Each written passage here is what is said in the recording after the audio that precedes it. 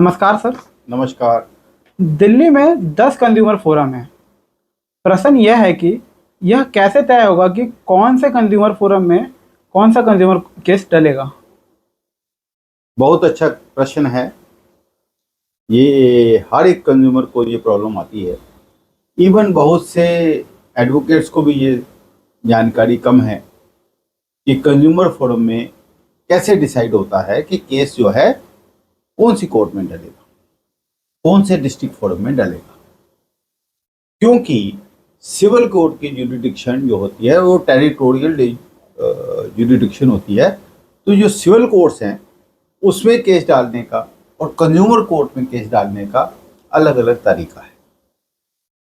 Consumer protection act 1986 था।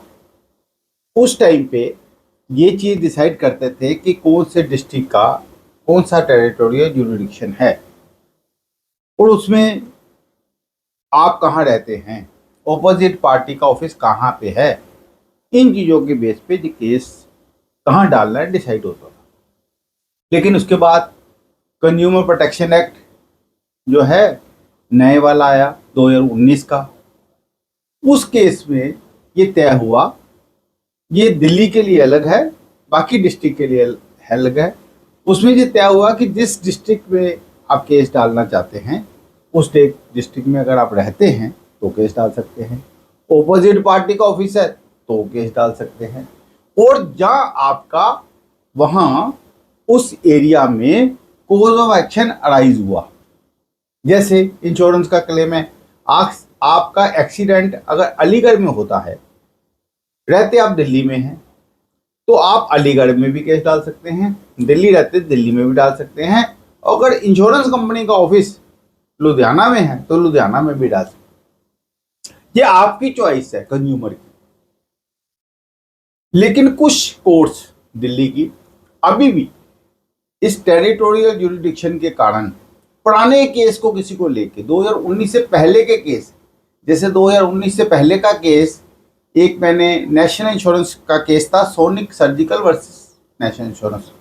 उसमें जो सुप्रीम कोर्ट ने डिसाइड कर दिया कि डिस्ट्रिक्ट फोरम की टेरिटोरियल जुरिडिक्शन होती है, तो उस बेस पे वो आज भी केसेस को मना कर रहे थे लेने से। वो मना क्यों करते हैं? इसके दो कारण हो सकते हैं। एक कारण है कि उनको जानकारी नहीं है एक्ट की, उनको जज बना दिया गया, प्रेसिडेंट बना दिया गया, मेंबर बना दिया, कि उनको एक्ट की जानकारी नहीं है। दूसरा, वो अपना काम दूसरे डिस्ट्रिक्ट फोरम को सौंप के अपना काम कम करना चाहते हैं, अपने काम का कम बोझ लेना चाहते हैं। ये दो ही कारण हो सकते हैं। लेकिन अब लेटेस्ट 2023 में स्टेट कंज्यूमर फोरम ने एक बड़ा क्लियर फैसला दिया है। अभी 2023 में वो फैसला आया है 2019 का एक्ट आने के बाद। ये Cardone line versus Samsung India electronics का केस था, जिसमें उसने क्लियरली मेंशन कर दिया कोर्ट ने कि जो दिल्ली है, स्पेशली दिल्ली के लिए बोल रहा हूं, जो दिल्ली है इट इज वन डिस्ट्रिक्ट।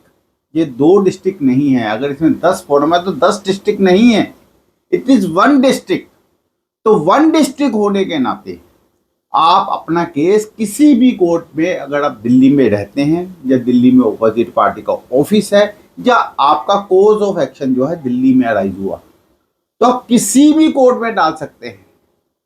और कोर्ट ने स्पेशली लिखा है कि दिल्ली जो है ये वन डिस्ट्रिक्ट है, और ये जो 10 फोरम्स बनाएंगे हैं ये एडमिनिस्ट्रेटिव पर्पस के लिए बनाए हैं, ये इसीलिए नहीं बनाए कि यहाँ के 10 डिस्ट्रिक्ट। तो अब सबको पता होना चाहिए, सबको जो जानकारी बिल्कुल क्लियर होनी चाहिए कि आप किसी भी कोर्ट पे कोई भी कंज्यूमर कोर्ट केस डाल सकते किसी भी डिस्ट्रिक्ट फोरम में। और अगर आपको जज बना करता है तो आप इस केस का रेफरेंस भी दे सकते हैं। इसके बाद भी जज बना करता है तो भैया जज तो भगवान होते हैं आज की डेट में, वो तो कुछ भी कर सकते हैं। इनके ऊपर तो कोई कानून लागू होता ही नहीं है। ये मानना चाहे कानून को तो माने और नहीं मानना चाहे तो ना माने, इनके ऊपर तो कोई एक्शन ही नहीं होता। स्टिल अपना राइट ये है कि हम किसी भी कोर्ट में दिल्ली में वन डिस्ट्रिक्ट होने के नाते किसी भी 10 की 10 किसी भी कोर्ट पे आप केस डाल सकते हो। ये कंज्यूमर के लिए बहुत लाभदायक बात है और ये सब कंज्यूमर्स को पता होने चाहिए, जिससे कि कंज्यूमर केस डालने में उसको तकलीफ ना हो। धन्यवाद।